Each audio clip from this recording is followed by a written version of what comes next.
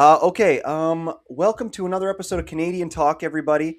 Today we've got a guest on, Micah. Is it Micah or Mika, or how do you pronounce It's that? Micah. Micah. Okay. Yeah, Micah Micah Kunkle. Kunkle. Micah Kunkle. Yeah. Yep. And to everybody out there, you can find him on Instagram. I know you're on kind of all over the online because you're pretty young. You're on Instagram. You're on TikTok. hmm I imagine you have a YouTube account, though I didn't ever peruse that. Yes. I imagine you've probably got, because you're just at Micah Kunkle on Instagram, on all the platforms you got your name. Yep. It's a bit of a Yep. unique name, so I'm Just sure at you. Micah Kunkle. Yeah. Okay, so Yeah. yeah, I came across you online. I had initially seen your surrounded debates because I've been getting into this hmm Jubilee stuff. It's impossible not Yeah. to. It's just very good content. And Yeah. I saw you on Surrounded. You were one of the people who debated Destiny, and then that Dean hmm Withers guy that I really, really don't like. And and I yeah. know, I know you've had others too, but I'm just telling the people what I've seen you from. And Yeah. you are a debater of sorts, and you're a religious man, and you did really good. You did really good against these two particular guys, and I saw you on there, and I was like, this is a guy I want to pick his brain a little bit, get to know him. And luckily enough, Yeah. I reached out to you on Instagram, and you're a nice guy, and you're like, yeah, I'll come on your podcast. So I was psyched about that. Like, You are, yeah, you've got a ton of followers on Instagram, like 17,000, which I'm sure will continue to grow fast. Um, so yeah, thank you so much for coming on the show today, man. yeah, of course, dude. Happy Okay, to come on. Thanks yeah, for thanks for having me. yeah. So I saw that you are a. So we can iron out some details before we kind of get talking, because like I'm Yeah. stupid, so I don't know a lot of stuff. Like I know that you are. Well, Well, you're Canadian, right? So it yeah. makes sense. No, I'm just kidding. Sorry, I'm So feeling a lot of USA pride today yes, because for we sure. beat you guys Yes, I want to start off by saying in the hockey game. I want to So apologize for this thing on my face. This is actually a lost bet from the Canada game. Team Canada just lost to Team USA in the Olympics. They lost the gold medal, and yeah, I'm heartbroken. I may have actually almost shed a tear about it. I'm that upset about it. So yeah. So anyway, back to you. So what I know about you is you are an evangelical Protestant. And in my brain, Mhm. what that means is I know that the evangelicals are the ones who kind of like they like partying a little bit more, like churches, like kind of like multimedia presentation. Like it's sweet, Like by the way, I don't Mhm. mean to insult you in any way or anything. I'm just No, like no, no. because the evangelicals like to party, I thought, and then a Protestant. What I know about a Protestant is it's kind of like they do a few things that I think the more mainstream Christians don't do. Like I think what is it though? Maybe it's like they let women be pastors, or they let gay marriage happen, or what does a Protestant mean? What is a Protestant? Yeah, yeah. That's a great question. So there's the umbrella of Christianity. So what we would consider, people that are Christian, Yes. that hold to the Christian religion, and so you have the three like main denominations underneath the umbrella. You have the Roman Catholics, you have the Eastern Orthodox, and or just Orthodox in general, and then you have the Protestants. And under each of those, there's kind of some other different sects and different things like that. Protestants have the longest list of sects and or different denominations underneath those. And so with so Protestants came about because they were trying to reform the Roman Catholic Church, and the Roman Catholic Church just kicked them out because they disagreed on some really important doctrines of Christianity. And so, a Protestant, just a broad definition of a Protestant, is someone that holds to what's called the five solas. And so, sola in Latin just means alone. Hmm. And so, you have scripture alone, which means scripture is the only infallible authority. You have faith alone, which means we are saved by faith only. You have grace alone, and then in Christ alone, and then I'm totally blanking on the last one. But anyways, broadly, those five things you would have to hold to be a Yeah. Protestant. Okay. Do you And know so what that's those? just simply what a Protestant is. Fair enough. Those things that you said that they Yeah. disagree on. Do you know what they Hmm. are off the top of your head? Like, because I said some random stuff, but what do you know what those things are that Protestants do differently from the main Roman Catholics? Because I think that that's what I am. I Yeah. think I'm not sure. Like, I'm not really that religious, but I think I'm a Roman Hmm. Catholic. Do you know what Okay. what is the things that we disagree on? Yeah, so definitely that first one that I brought up of sola scriptura, of scripture alone. So Protestants say that only the scripture is infallible. It's the only infallible rule of faith.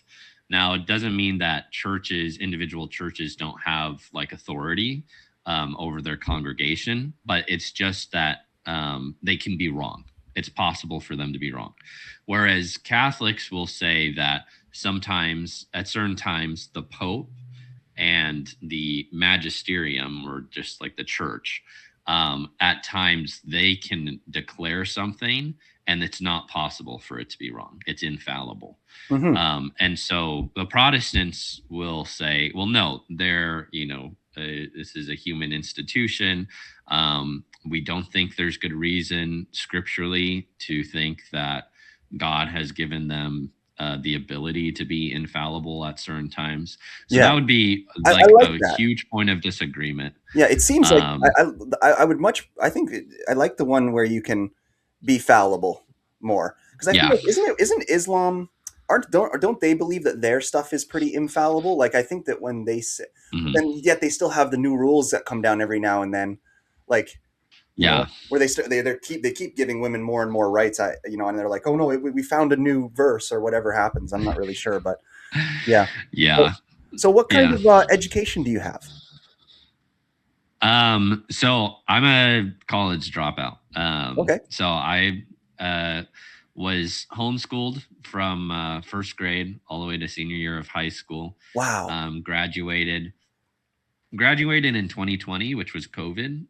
Yeah. So my last part of my senior year was COVID, and then first semester of college was COVID. And honestly, like it just wasn't that good. Like the education I was receiving online, the professors, the ones I had seemed pretty lazy about everything now that everything was online. And yeah, I just didn't feel like it was that good. And then additionally, then my video and photography business started taking off at that Oh, same cool. time. Cool. And I want to hear so, more about your business for sure. And I want to talk to you more about yeah. the surrounded stuff. But before we do that, um, I'm curious because we just touched on it, and this is one I always like. I'm curious what you think COVID. So but I was a math guy first before I was ever like, hey, let's go and do engineering and have a career and not Hmm. be homeless. Um, and COVID happened, and I just felt like it was such a sham. It was so clearly like just pharmaceutical companies maximizing their vaccine sales and just making tons of money.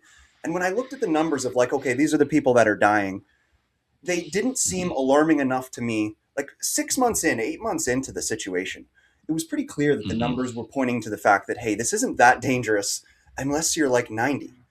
And so Hmm. I got really upset with that. I got upset with the like mandating people to stay home and like mandating masks because the Yeah. masks just ended up turning into like a gang sign that was just turning left against right, which kind of has led to some of the polarization we see now between the left and the right. Hmm. So that's kind Hmm. of my taboo opinion on it. A lot of people think that it's crazy to think that COVID wasn't just us doing our best to save as many lives as possible, but I'm not really on that team. I kind of feel like it was a conspiracy, but I don't know. What do you think about COVID? Yeah, I mean, it certainly felt that way, and right away, I was pretty against the shutdowns when they were announced. Yeah, I just thought like this is not a good idea, and yeah, there was a case, especially like the first week or two, of like, of hey, course. like maybe we should slow things down, but a full shutdown, and this is where like sometimes I think we need to take a greater understanding of some of these topics, right? And so you have something like COVID, and immediately people are going to, the doctors, or just science in Yeah. general, and that in that field. Yeah. And yeah, of course, if it's up to science, then yeah, we shut down the country. But then you're talking to you should be talking to economists, right? And That's what I was going to say. Yeah, sorry to just psychologists, interject really right? quick. And Yeah, it's crazy because yeah, you end up having these medical people giving the leading opinion on it, which, to be honest, they're not that great at math, and they're super biased. Like yeah, sensationalizing the COVID is going to benefit them. You know what I'm saying? hmm, So, and yeah, then and also yeah, again, exactly, just from a pragmatic standpoint, like I get that it could be spreadable, whatever they call that again, contagious. But like, yeah, why would isolating people in one place be a good thing to prevent respiratory flus or colds or whatever COVID was? Right? You want people to yeah, be healthy so that they can fight off yeah, the cold with natural immunity. Like, why would yeah, so? But anyway, yeah, it seems like we have a similar yeah, opinion on that. So, yeah, absolutely. yeah. So, this business. Can you tell me a little bit about this business that you have? Yeah. So, when I was around 11 years old, I was on YouTube. I love Legos. I'm a big Lego guy. Actually, if you can see, there's a Lego set. I got a Lego set there. I've got a Lego set right there. Cool, I've got cool. another. I got the Batmobile right there. So Nice, I nice. love Legos. Still do. Yeah, But so I was on YouTube. I was watching Lego videos, and I was watching Lego stop motion animation videos. I don't know if you've seen any of those yeah, before, yeah. but I was like, oh my gosh, Lego's coming to life. And as like 11-year-old kid, I was like, this is amazing. This is awesome. Like, I've got to learn how to do that. And so I watched some YouTube tutorials, and then grabbed, my parents' phone, and started learning how to do stop motion animation. And then that just launched me into loving just filmmaking in general, and loving photos, and just loving framing, and all the different aspects of that. And so then I got an internship at my church to do promo and recap videos for different trips that Hmm. they had. Yeah. And then I did that into senior year.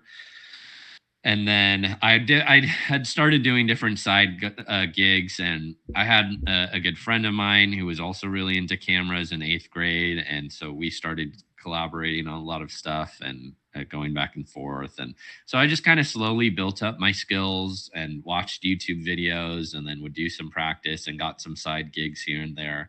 And then COVID really launched it, because my church needed someone to film for them every week, because the church was shut down. And so I did that for a long time. And then even after they opened up, they still wanted me filming for an online audience. So I did that for like a year, year and a half for them.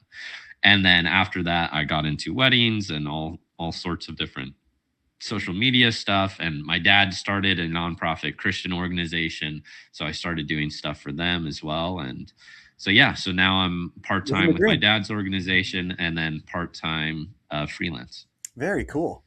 Very cool. Yeah, So you're pretty good with all that video stuff. yeah, yeah. Yeah, I pretty much Hence had to the keep my fancy microphone. yeah, And yeah, yeah. I pretty much yeah, had to teach myself everything to do with video editing and all that too. Starting a podcast yeah, can be a little bit complicated if you do it right. Like so many people, they'll just hmm, like start a podcast through like one of those facilitating websites like Podbean or whatever. Or, you know what I'm saying? yeah. Or there's that new one, that Riverside one or whatever. But it's like you Oh yeah, can't. yeah. Yeah, you can't do that. You've got to get a website and actually have a an RSS feed and have a real core. Hmm, You know. So yeah, yeah. yeah. But anyway, Absolutely. we should get into your surrounded appearances a little bit and talk more about that. Sure. Um, Yeah. Oh, did you see that Surrounded came out with this thing? I really like the concept of this face-off thing that they have. Have you seen it where it's kind Hmm. of like chess where the guys press a button and the time goes down and they pass the time back and forth? Have you seen that? Yes, yes, I have. So I, the funny story. So I actually, a guy reached out to me and asked if I wanted to participate in a debate, and it was that exact same format, just online. And I have a suspicion, based off some decent evidence, that Jubilee actually kind of took that format. They saw what he was doing, and they took that format and did it Wow. themselves. That's a little bit So I've greasy. Yeah. actually participated in a debate. Exactly, I participated in two of those debates actually Yeah. that are exactly like that, just not with Jubilee. All right, today's episode of the podcast is brought to you by Rolls-Royce Meal Prep Service, specialty rice and proteins, weekly soup options. This is a great company. I've known the owner for my whole life. He is just a quality person, great cook. So if you are sick of cooking and you want to get somebody to make you delicious meals that you can have delivered to your house, or you can also do them on pickup, you can find Rolls-Royce on Instagram at Rolls-Royce YXC. You can just contact them by phone. Send them a text if you want, 306-291-5779. Or you can scan the logo on the screen here, and I think it'll bring you right to their website. I eat them every day. They're delicious. I just had a salmon one today. Big portions, cheap prices. So yeah, go and check out this food if you want to get some delicious food and you want to stay healthy. And yeah, we thank Rolls-Royce for supporting this episode of the Canadian Talk podcast. How you got started in debate? Yeah, that's a great question. So actually, in eighth grade, I was homeschooled, but I attended a charter school in eighth grade, and they had a class, an elective class, and it was improv and then speech and debate. Okay. And so they divided the year up in three parts. First was improv, next was speech, and then the last part was debate. And they put us in teams of three, and we had to prepare for a debate. And I loved it. I absolutely loved doing it. And then a good friend of mine, one of my best friends, Anthony, his neighbor participated in a homeschool Christian speech and debate league. And so once we graduated eighth grade, he told me about that. And so I was naturally very interested. Went to their opening night for the year and did a debate that night. Did pretty well. They were pretty impressed. And so I loved it. And so I just jumped right in, and I did 4 years of speech and debate. And yeah, I had a pretty decent debate career in that league. And I've loved that. Really has helped me get into politics and philosophy and theology. And so then afterwards, I continued to do that. And yeah, and so like I'd been following Jubilee for a while now. Yep. And so I wanted to apply because I thought, I could probably do a better job than some of these people that go on there. Yeah. You killed I it. applied, and I finally got on one of them, and now that's so cool. It's really amazing how much you've gotten out of religion in your life, and like how it's kind of intertwined into all aspects of your life. Hey. Yeah. It's a huge part of my life, and I mean, I really have my parents to thank for that.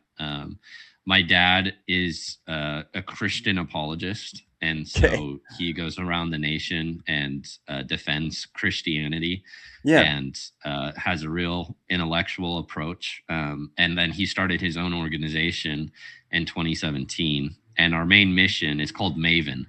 And our main mission basically is to teach students what they believe, why they believe it, and then how that impacts every area of their life. Because we think Christianity is a worldview. It's a way in which you view the world. And a worldview should influence every area of your life. It should affect every area of your life. And so I've, become convinced of Christianity and the truth of Christianity. And so it has influenced how I think about every issue, including politics. Yeah. It seems to be like definitely a good religion so far. So do you consider yourself a political pundit, or kind of more of what would you call yourself exactly? Political commentator, Political commentator. cultural commentator. Yeah, Yeah. yeah, So, something along those as like lines. this is one thing I wanted to talk to you about before we get into some of your more specific stuff. Like, Hmm.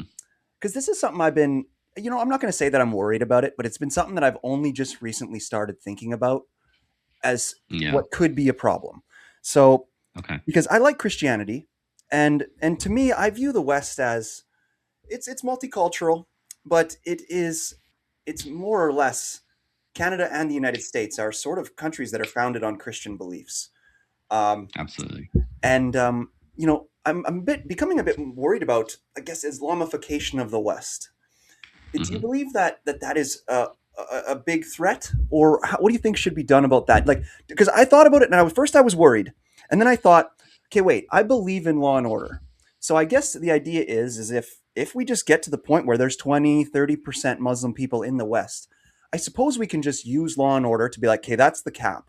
We know the Hmm. issues that it can cause if they get close to 50% and whatever, the put in Sharia law, but like, I guess, is there a chance that maybe we don't need to worry about it just because law and order will take care of it? Once we have 20% of them, we can exploit them. They can come over to our country. We can use them for whatever. They work here and there. They'll make our real estate go up, all those benefits. But then we'll set a cap. But is it unrealistic that politically we'd be Hmm. able to set a cap on a particular type of a religion? Like in that multiculturalism versus, hey, this is a Christian country debate, is that Hmm. is there a chance we could lose that debate and not be able to set that cap when that cap becomes needed? Yeah, it's a great question. I think. Well, we got to start with the idea first, and I forgot exactly who said this, Okay. but basically the idea that politics is downstream from culture, and that culture, what happens in culture, will eventually find its way into politics and law.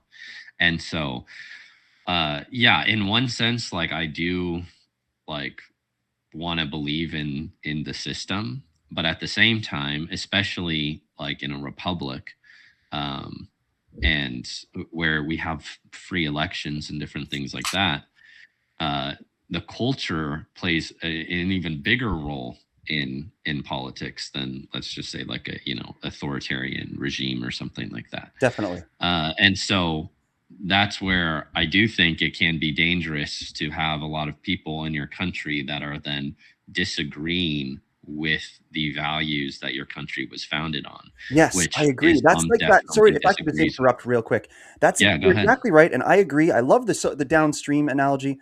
That's where I Hmm. all of a sudden shot into my mind this social totalitarianism thing that Hmm. one smart British lady talks about. I'm just going to grab her name real quick. Sorry, I normally have a producer in here. Social That totalitarianism. sounds good. There's this smart lady who's been talking about this a lot. Um, oh, come on, find her.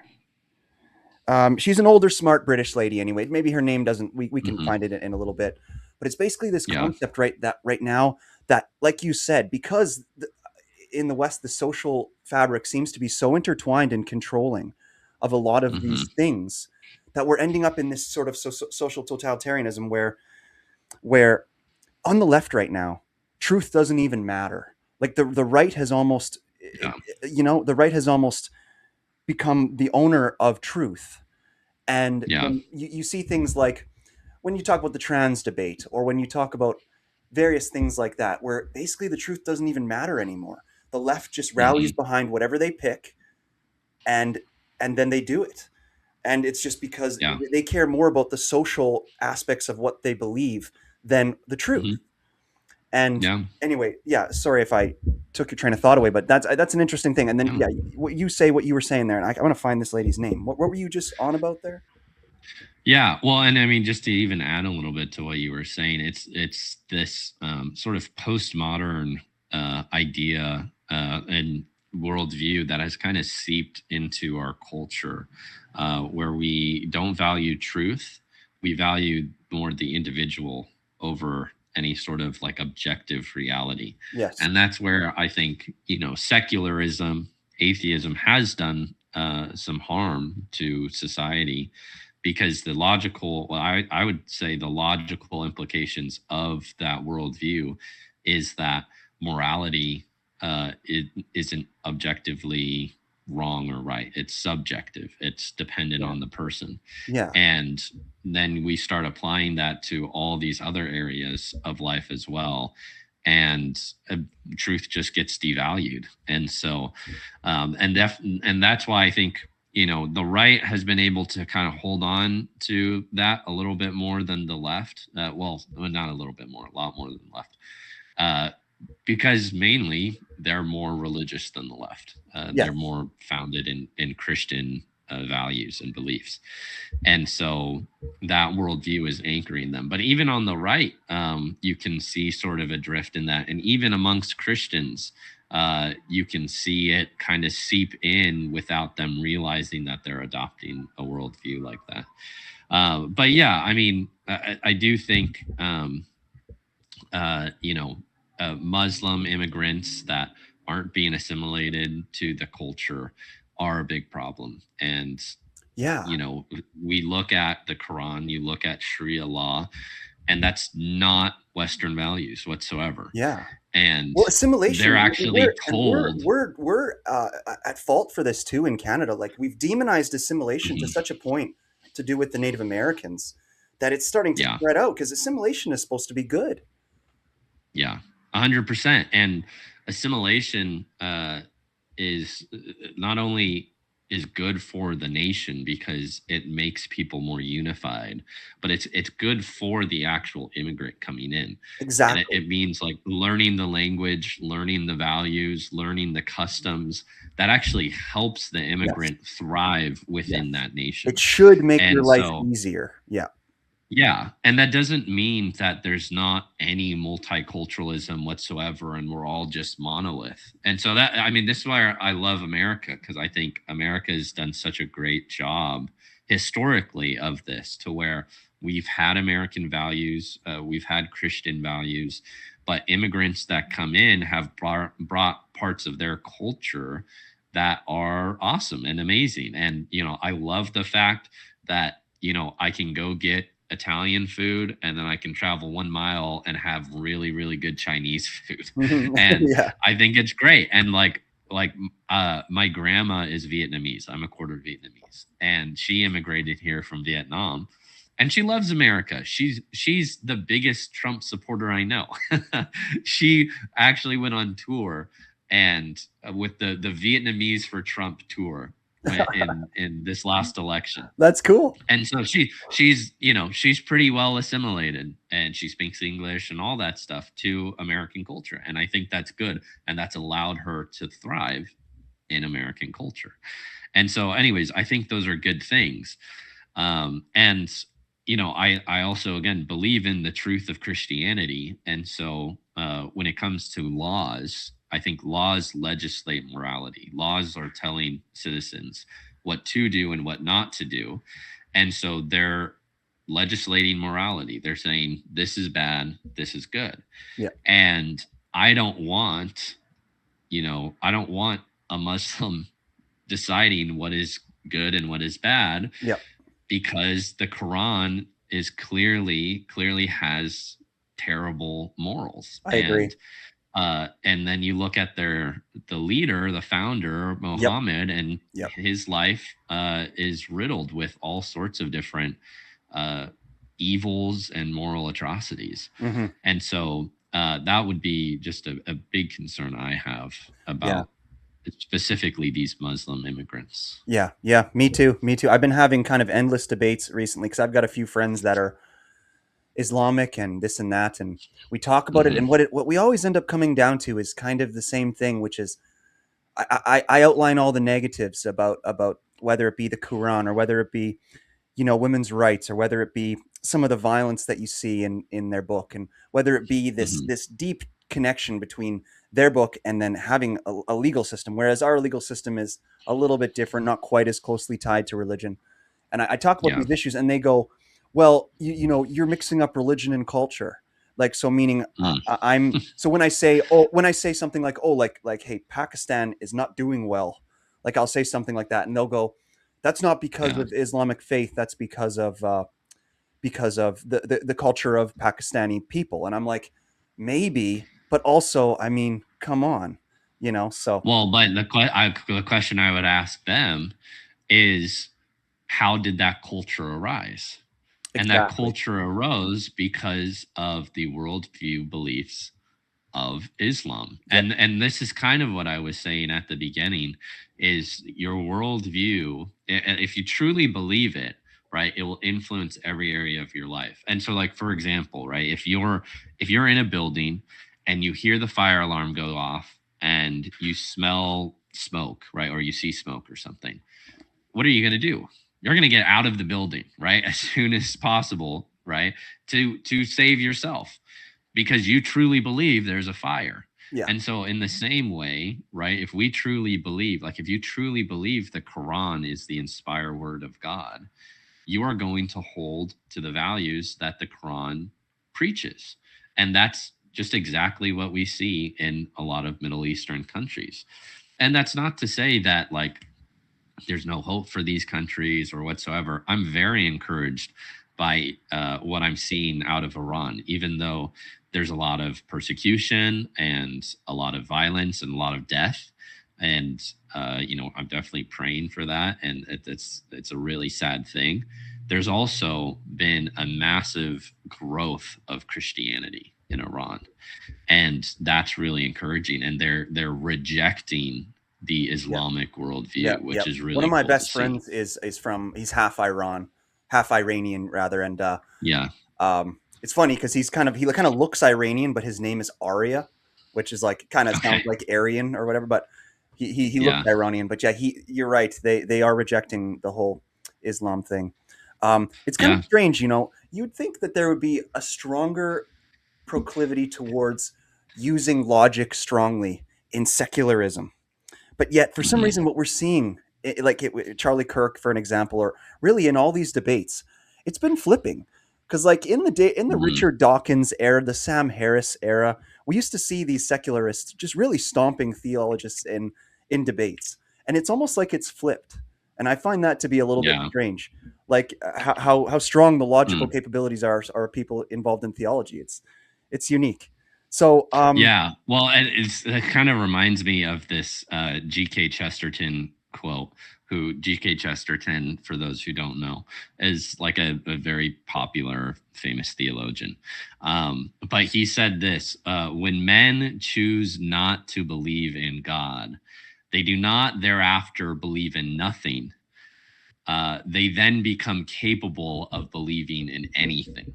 And exactly. I think that's the point that you were just Yeah, raising. love it. Love it. It's not that, secularism, when they reject God, they're just like this pure logical force.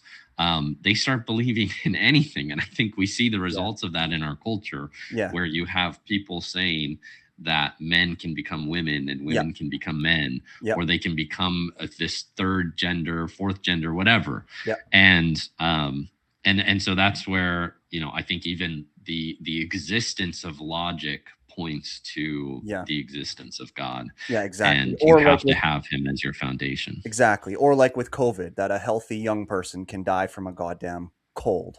Yeah. There's just no Yeah. truth there. Exactly. I found the lady. Her name is Melanie Phillips. When Truth Becomes a Okay. Right Wing Concept, Social Totalitarianism. Yeah, she wrote a book on that, so I found that. I just wanted to Okay. mention that Melanie Phillips. And yeah, what do we Okay. got here for Awesome. the next thing? Um, yeah, so your job is your company, right? You don't make money in any other Mhm. way. Do you ever get worried? So as a guy, because you are a little bit more politically forward than me, I like to use comedy Mhm. as a bit of a shield. Um, but I do love politics. I love talking about politics. I will interweave. Yeah. I'm basically just like you, but I hide.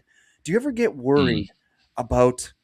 Does it ever worry you, like, or any fear from putting your political beliefs so far in front of you, and being so out there Yeah. about them, and kind of that you're leading with that because you're a political pundit, you're a debater, you are obviously Mhm. like a theological promoter and those kind of things. Mhm. So, do you ever get worried? Because like obviously this would be a question somebody would have asked Charlie Kirk early before, and I don't mean to bring him up. That's a horrible situation, all so Yeah. horrible. But do you ever have any? It Yeah. takes a lot of courage. Do you ever have any fears? Yeah, I mean, sometimes I do. And that's where like having courage means overcoming those fears and, actually standing up against your fears. And yeah, sometimes I do, and definitely, so I've actually been just this is just who I am. I just don't care what other people think about Nice. me as much Nice. as some people do, and so that's definitely been helpful. That's part of my personality, and things people say just don't seem to really affect me that much. Cool. But at the same time, I am also married, and so my wife sometimes will have fears about different Yeah. things like that, and Yeah. and I'm like, yeah, you're right. And then definitely with Charlie Kirk, that would have been unthinkable before, Hmm. that he was going to get assassinated so publicly like that. Wild. Wild. Um, and so, yeah, definitely now, there's a little more edge to some of these things of like, yeah, Yep. this is a real possibility. Yep. And so, yeah, there's definitely a little bit of fear there. But, I think as as a Christian, I'm called to proclaim the truth. I'm called to proclaim the gospel Yep. and have courage in Mhm. the face of these situations. Yeah. And I mean, really, comparatively, I have it pretty easy compared to Christians around the world. And this is where I think Christians would do good to look at other places in the world and see what's happening. And so, like looking at Iran and the persecution that the church is facing there, looking at China and looking at the persecution of the church there, and all these other different countries. Yeah. It's like, well, actually, like I don't have it too bad. Yeah. Like I Absolutely. have a First Amendment that Yeah. protects me. Very true. And even in Canada, you guys don't have as strong of a First Amendment as the United States does. And so, Exactly. free speech is a little bit more not as protected in Canada, I would say, as in the United States. So I'm even grateful for something like that.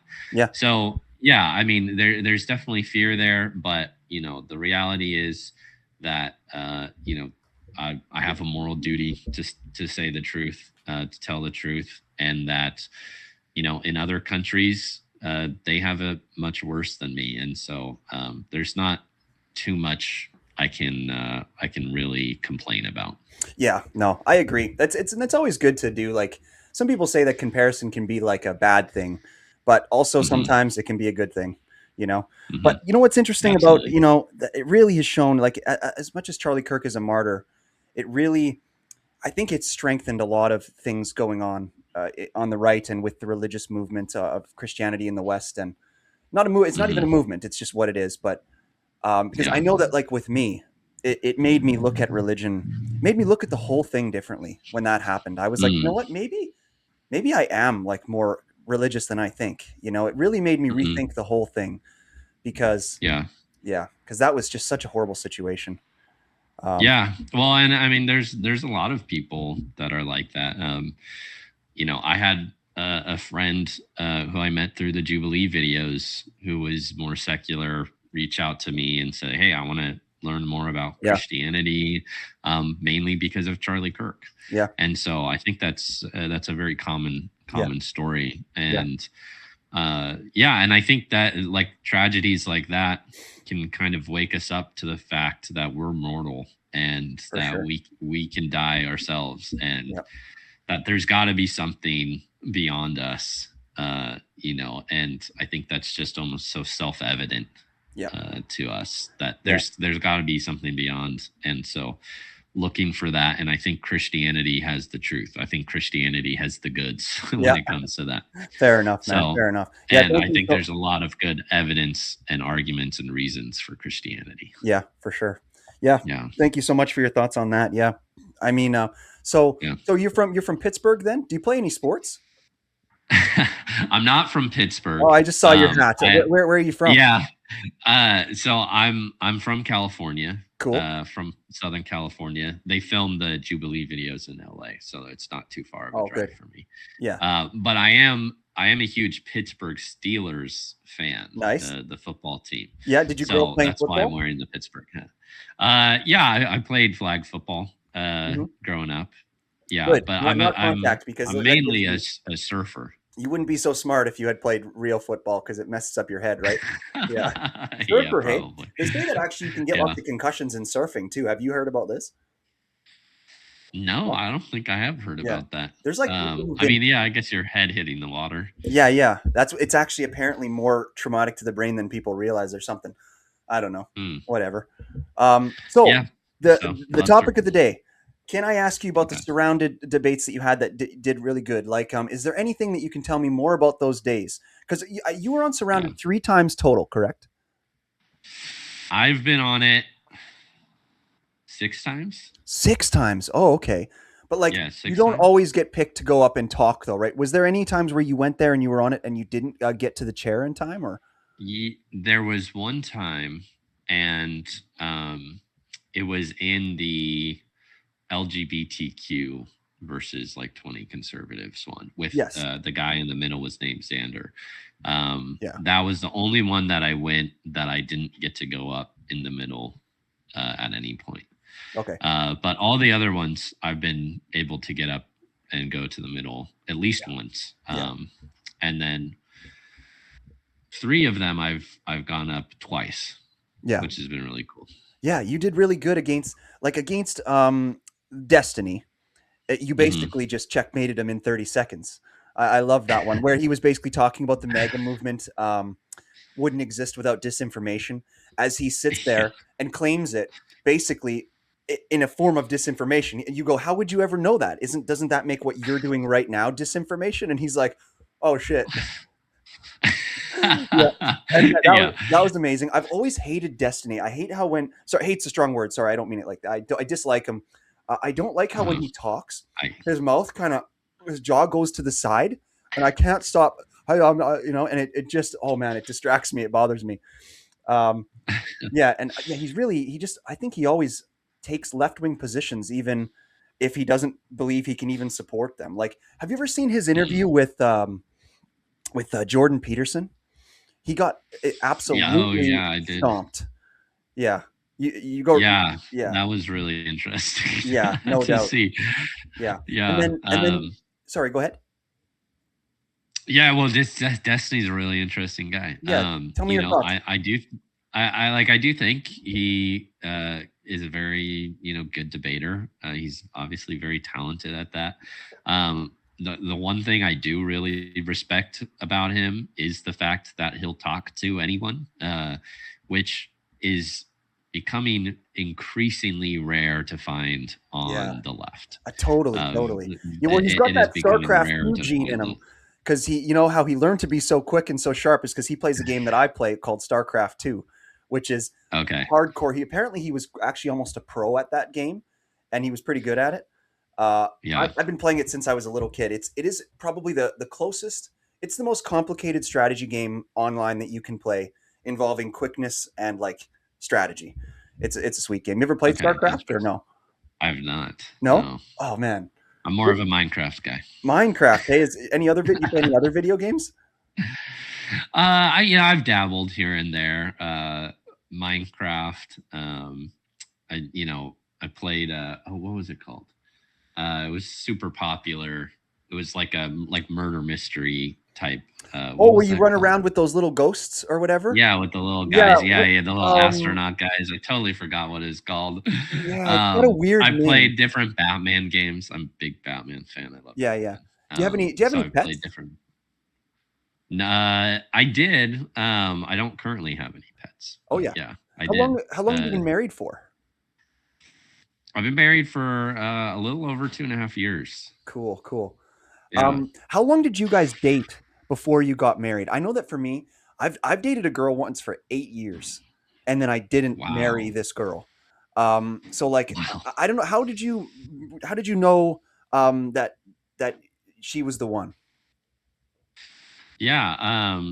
We dated for basically 2 years before we got married, and um, yeah, I mean, I think at first, we were just it was a lot of just getting to know one another and seeing if this was someone you wanted to pursue further, and then we became an official boyfriend and girlfriend, and But yeah, I mean, like, she checked all the boxes. All our values aligned very well. We uh, we had the same religious beliefs, same political beliefs. Um, she's very beautiful. I love my wife a lot. I think she's very pretty, and then our personalities just got along really That's well. awesome. See, and that's where my And problem so, is I probably got too much of a secular idea towards relationships because I was like, okay, mm, opposites attract. So that's what at least that's what I was told. So the girl I saw for yeah, a long time, we actually didn't share a lot of values. And then okay, naturally over interesting. time, I think that can become a big problem. Yeah. Well, and yeah, and it's kind of like, I think that the foundation of the relationship, you need the values to be aligned. That's something that is key to the foundation. But there's also this kind of like false idea that you have to like have the exact same interests and all this stuff, which I just don't think is true. I think you guys can have different interests and be different people. And that's, I mean, that's what you find out too over the years, is that you're just different people with different Yeah. ideas about certain things. But that's Yeah. where, and specifically for me as a Christian, Christ needs to be at the center of that. And the values of Christianity needs to be in the center of that. And ultimately, I think that's where marriage is so good, because it just forces you to commit. You have to Yeah. commit to this person Yeah.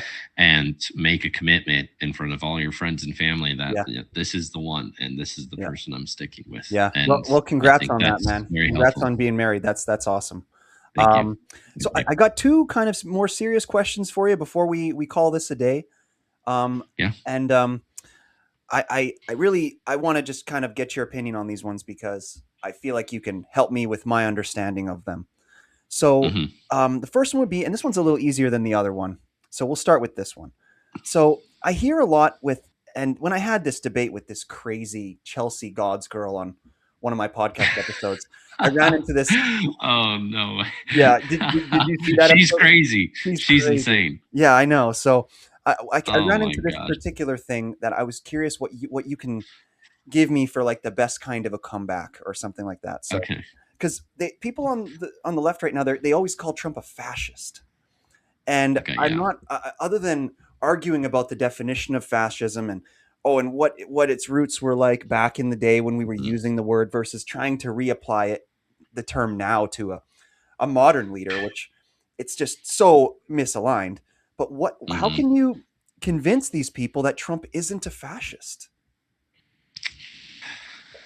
I mean, sometimes there is no convincing these people. I mean, Yeah, sometimes it's just like, and that's where, especially with like the Jubilee debates, I'm not going in there thinking that I'm going to change the person's mind. I don't think I'm going to change Destiny's mind. I don't think I'm going to change Dean's mind.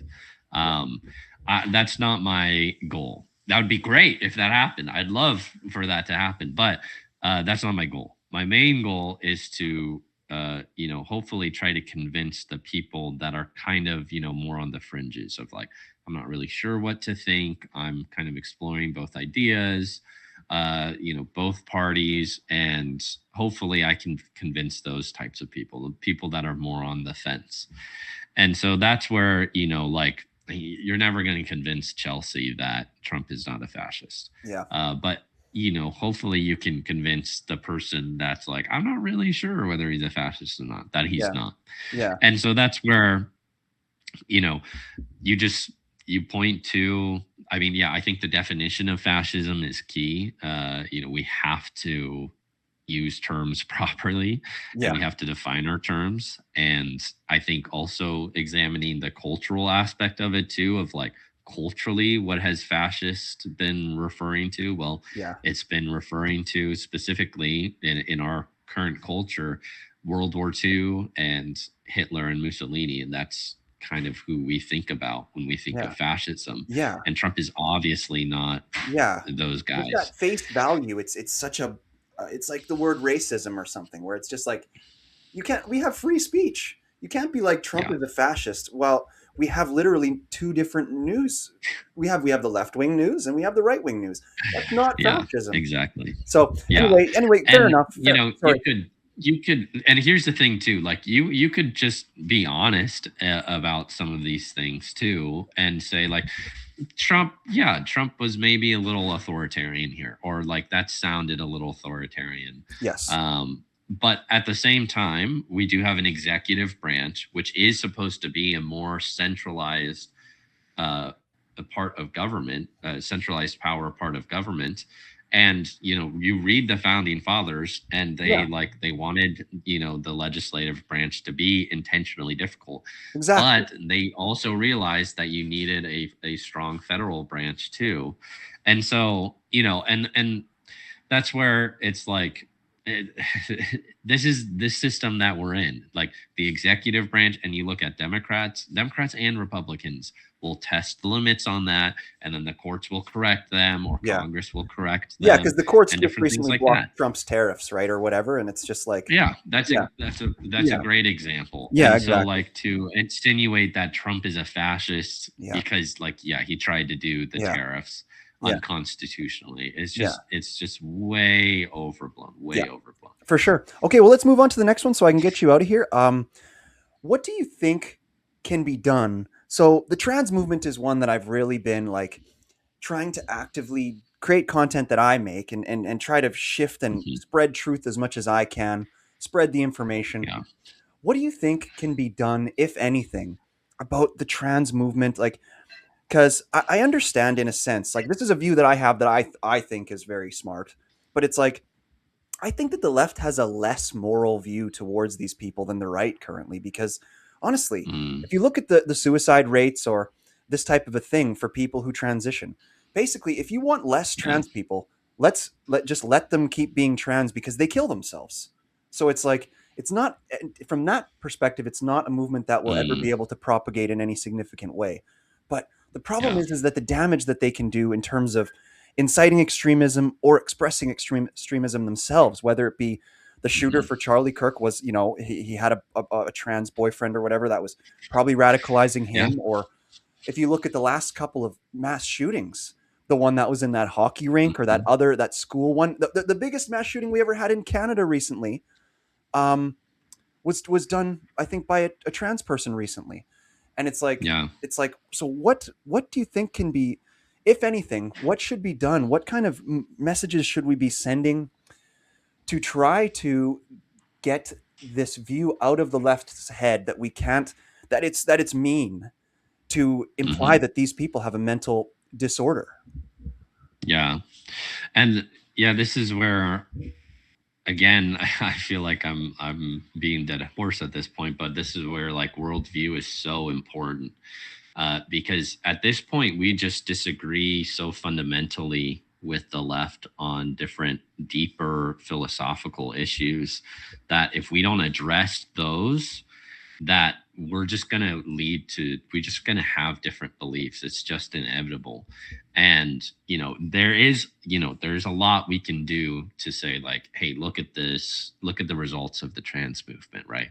And like the mass shooting, I think, is a great point of like not necessarily the percentage of mass shootings that are trans, right? That's a smaller percentage, but they're definitely overrepresenting the percentage that they take up within the population, which is that's the key part. And so it's like, okay, they're overrepresenting, there's a reason why that's the case, when it comes to suicide and different data like that. And this is where, again, going back to that postmodern idea of just undervaluing truth, and everything is relative, and it's about you, and it's about what you believe, and everything is very subjective to you, has sprouted the idea that love is devoid from truth, that they're two separate things. Yeah. When actually, I think love and truth go hand in hand with each other. Yes. Yes. And that, if you are truly loving towards the person, you're going to be very truthful towards that person as Bingo. well. And so, like, a great example is just, or analogy here is just like, if you see that someone is crossing the road and that they're going to get hit by a truck, right? The loving thing to do is to yell at them and tell them that a truck is coming. Yes. And because of the emergency of the situation, you have to take a hard, like, you need to get out. Yep. Now, of course, right, if they're not in the road and maybe it's like your kid, right, you're going to say, no, sweetie, like, you don't want to go out in the road until you look both ways. But notice how those are the most loving things to do, because they're tied to the truth. Yes. They're tied to the reality. And I think with specifically the LGBTQ movement, and not just trans people, but also gay, bisexual, lesbian, all of these lifestyles are not according to the actual reality of the world. And the reality of the world is that it has been designed in a very particular way by a creator that wants us to flourish. And if you go against your design, then you are not going to flourish. Another analogy, if you put let's say you have your washer where you wash your clothes, right? That is designed to wash your clothes. If you put your toolbox in there to wash your tools, it is going to break down. It wasn't designed for that, right? Yeah. And so in the same way, humans are designed to live in a very particular way. Yeah. And if you go against that design, there are going to be consequences for that. Yeah. And so we have to speak the truth. And that doesn't mean, that we get to like be mean or harass them, but it does mean we need to be firm in the truth. And that is actually a very loving thing to do. Yeah, for sure. I totally agree. So I think that's what we need to do. We need to keep preaching the truth. We need to keep telling them this is not the way that we are designed. And not only does I think philosophy confirm this, not only do I think theology confirms this, science absolutely confirms this. Yeah. And reality and real lived experience confirms this as well. For sure. Well, thank you so much, man, for coming on the show today. Thank you. You are really smart. And I respect you greatly. I hope we can do more episodes like this, and I can't wait to continue to see you grow and your success, because you're already on such a good trend. And so anybody out there, if you want to find Micah, just go to his Instagram page, go to his YouTube. You can find him very easy by just Googling him. His name is spelled Micah for the first name, and then Kunkle's what you'd expect. So go and find him out there, people. We need to be supporting people more like this. People who are intelligent, people who are spreading things that are the truth, and we can hopefully have as good a society as possible. So with that, man, thank you so much for your time today. Is there any last words you have before we call it a show? No, I don't think so. It was a pleasure being on. Thanks for having me. Great conversation. You were asking some really great questions, Stephan. So it was a pleasure meeting you. Pleasure meeting you as well. Okay, that's Canadian Talk, everybody.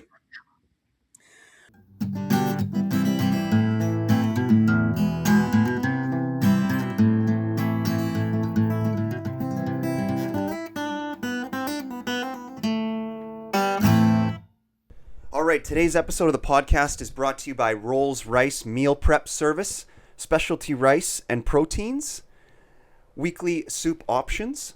This is a great company. I've known the owner for my whole life. He is just a quality person, great cook. So if you are sick of cooking and you want to get somebody to make you delicious meals that you can have delivered to your house, or you can also do them on pickup, you can find Rolls-Royce on Instagram at Rolls-Royce YXC. You can just contact them by phone. Send them a text if you want, 306-291-5779. Or you can scan the logo on the screen here, and I think it'll bring you right to their website. I eat them every day. They're delicious. I just had a salmon one today. Big portions, cheap prices. So go and check out this food if you want to get some delicious food and you want to stay healthy. And we thank Rolls-Royce for supporting this episode of the Canadian Talk Podcast.